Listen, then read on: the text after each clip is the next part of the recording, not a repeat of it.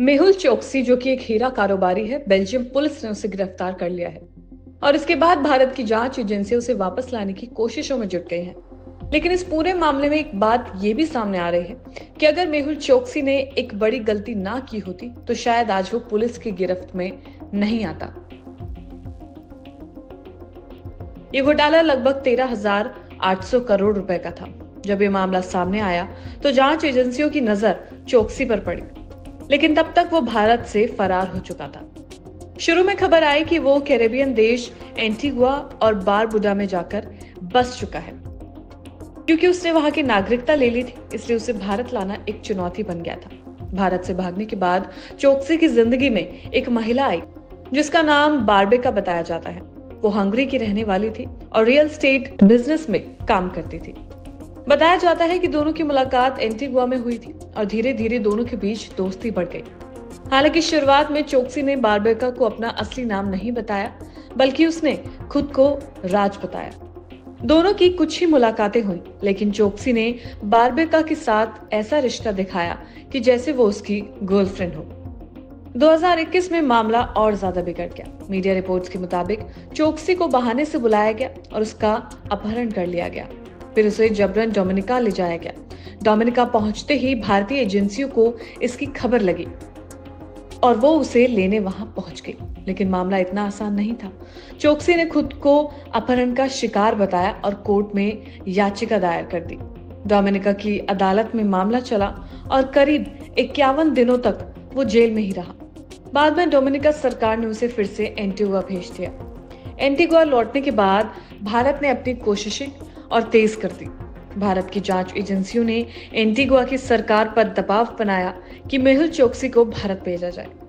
इस बीच चोकसी के खिलाफ इंटरपोल ने रेड कॉर्नर नोटिस जारी किया था, लेकिन बाद में कुछ समय के लिए ये नोटिस हटा दिया गया। इस वजह से चोकसी को एक बार फिर भागने का मौका मिल गया और वो बेल्जियम पहुंच गया।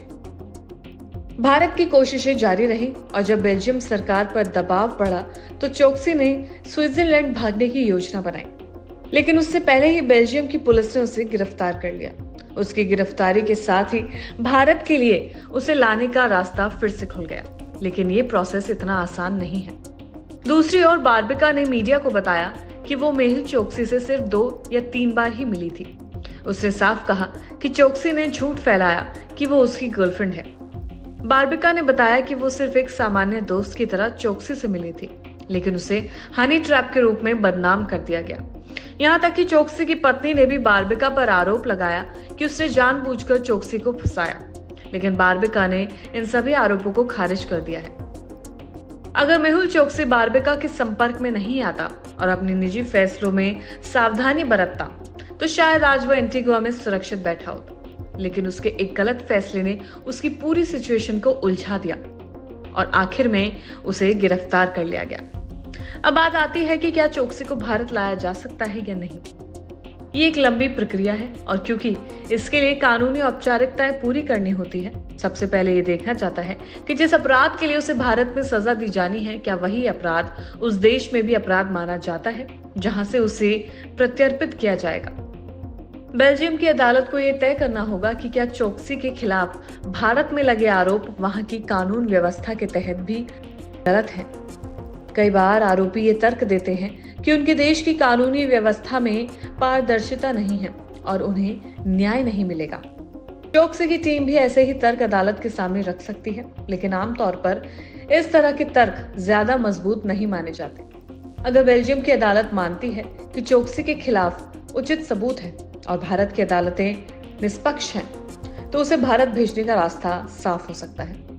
इसके साथ ही ये भी देखा जाएगा कि मेहुल चोकसी ने जिन डॉक्यूमेंट से एंटीगुआना की नागरिकता ली थी, क्या वो सही थे या गलत। अगर उसमें कोई धोखाधड़ी पाई जाती है तो उससे उसकी नागरिकता भी छीनी जा सकती है और उसे भारत लौटना आसान हो जाएगा। मेहुल चोकसी की कहानी सिर्फ एक भगौड़े की नहीं है, बल्कि एक ऐसे इंसान की कहानी है जो कानूनी शिकंजे से बचने के लिए कई देशों में छिपता फिरा, लेकिन आखिर में उसकी गलतियों ने उसे गिरफ्त में पहुंचा दिया। भारत अब उसके प्रत्यर्पण की कोशिश कर रहा है, लेकिन ये तय नहीं है कि ये प्रक्रिया कितनी जल्दी पूरी होगी। हीरा व्यापारी मेहुल चौकसी, जो पंजाब नेशनल बैंक के 13,500 करोड़ के घोटाले का मुख्य आरोपी है, जिसे 12 अप्रैल 2025 को बेल्जियम के एंटवर्प शहर से गिरफ्तार कर लिया गया है। भारत सरकार ने उनके प्रत्यर्पण के लिए बेल्जियम से औपचारिक अनुरोध किया है। चौकसी और उसके भतीजे नीरव मोदी पर आरोप है कि उन्होंने फर्जी वित्तीय दस्तावेजों के माध्यम से बैंक से कर्ज लिया और इन धनराशियों से अपनी लग्जरी संपत्तियां खरीदी। 2018 में भारत से भागने के बाद चौकसी ने एंटीगुआ और बारमूडा में निवेश के माध्यम से नागरिकता हासिल की और वहां पर वो बस गया। 2021 में उसे डोमिनिका में अवैध प्रवेश के लिए गिरफ्तार किया गया, जहां उसने दावा किया कि उन्हें हनी ट्रैप और अपहरण की साजिश में फंसाया गया था। और इसी बीच हंगरी की नागरिक बारबरा जुबारिका का नाम भी सामने आ रहा है, जिन्हें चौकसी ने इस साजिश का हिस्सा बताया। हालांकि बारबरा ने इन आरोपों से इनकार कर दिया है और कहा कि उनका चौकसी से कोई भी संबंध नहीं है। चौकसी की गिरफ्तारी के बाद उनके वकील ने बेल्जियम में उनकी खराब मेडिकल कंडीशंस और भारत में जेलों की अमानवीय परिस्थितियों का हवाला देते हुए प्रत्यर्पण के खिलाफ अपील करने की योजना बनाई है। भारत सरकार ने बेल्जियम के साथ 125 साल प्रत्यर्पण संधि के तहत चौकसी को भारत लाने का प्रयास किया है। हालांकि ये प्रक्रिया जटिल और समय लेने वाली हो सकती है। पंजाब नेशनल बैंक घोटाले में चौकसी और नीरव मोदी पर आरोप है कि उन्होंने बैंक के सिस्टम में हेराफेरी करके फर्जी लेटर ऑफ अंडरटेकिंग के माध्यम से कर्ज लिया और फिर उसी धनराशि को अपने रिश्तेदारों के खातों में भेज दिया। इस घोटाले के उजागर होने के बाद भारत सरकार ने चौकसी की संपत्तियों को जब्त किया और उनकी नीलामी की प्रक्रिया शुरू की। चौकसी की गिरफ्तारी भारत के लिए एक काफी बड़ी उपलब्धि है, लेकिन उनका प्रत्यर्पण और मुकदमा अभी भी कई कानूनी चुनौतियों का सामना कर सकता है। इस मामले की जटिलता और अंतर्राष्ट्रीय कानूनी प्रक्रियाओं को देखते हुए चौकसी को भारत लाने में समय लग सकता है। मेहुल चौकसी एक मशहूर हीरा व्यापारी है, जिसकी कंपनी का नाम गीतांजलि जेम्स लिमिटेड है। ये कंपनी पहले भारत में डायमंड्स और ज्वेलरी के व्यापार में काफी मशहूर थी, लेकिन मेहुल चौकसी का नाम उस समय सुर्खियों में आया जब उस पर पंजाब नेशनल बैंक से 13,500 करोड़ रुपए की धोखाधड़ी करने का गंभीर आरोप लगा। ये मामला भारत के सबसे बड़े बैंकिंग घोटाले में से एक माना गया। मेहुल चौकसी ने इस घोटाले का खुलासा होने से पहले ही भारत छोड़ दिया। साल 2018 में वो भारत से भाग गया और देश से बाहर जाकर छिप गया। उससे पहले 2017 में ही उसने एंटीगुआ और बारमूडा नाम के एक छोटे देश की नागरिकता ले ली थी। उसने वहां निवेश के जरिए नागरिकता हासिल की और वहीं रहने लगा। भारत सरकार और जांच एजेंसियों ने जब उसके खिलाफ कार्रवाई शुरू की, तब तक वो भारत से बहुत दूर जा चुका था। साल 2021 में चौकसी को डोमिनिका नामक देश में गिरफ्तार किया गया था।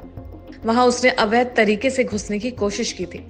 इस गिरफ्तारी के बाद एक नई कहानी सामने आई, जिसने दावा किया गया है कि वो एक हनी ट्रैप और किडनैपिंग की साजिश का शिकार हुआ है।